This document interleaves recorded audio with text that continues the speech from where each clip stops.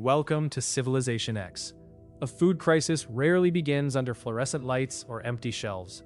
It begins earlier, in heat and dust, when a crop misses the few hours biology allows. So, what happens when feeding billions depends on fieldwork that cannot wait for labor, weather, or daylight? Food shortages usually don't start at the supermarket. They start when a field misses a 48-hour window to weed, spray, irrigate, or harvest. A field is not inventory. It is a living timing system. If weeds stay too long, they steal nitrogen, water, and light. If fruit is picked late, sugars change, texture softens, and market value drops. If irrigation comes after heat stress, some yield is already gone. Crops do not pause while farms search for workers. And that pressure is growing. The UN projects 9.7 billion people by 2050.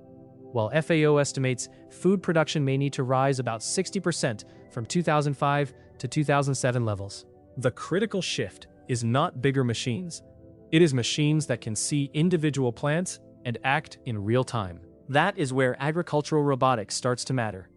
Not as a full farm replacement, but as a control system for timing critical tasks. First comes navigation. Autonomous tractors like John Deere's 8R use 6 stereo camera pairs for 360-degree obstacle detection. Then follow plant paths under remote supervision.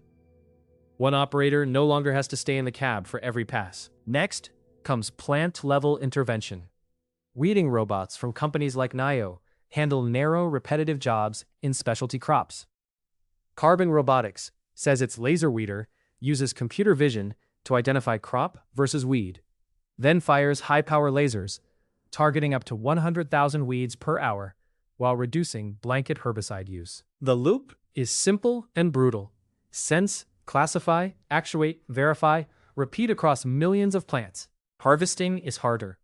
A strawberry or apple robot must find fruit hidden behind leaves, judge ripeness, move an end effector through clutter, grip without bruising, and still match human picking speed.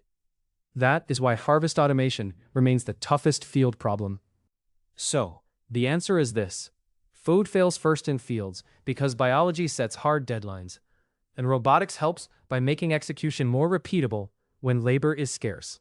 It cannot solve poverty, conflict, or distribution failures, but it can prevent losses that become shortages later. Over the next 10 to 20 years, the farms that hold yield most reliably may be the ones where vision systems, autonomy, and irrigation control react faster than human scheduling can. Not everywhere, and not for every crop, but first where timing decides profit or loss. If this shifted how you see the future, share it with someone who needs to hear it, and join us for the next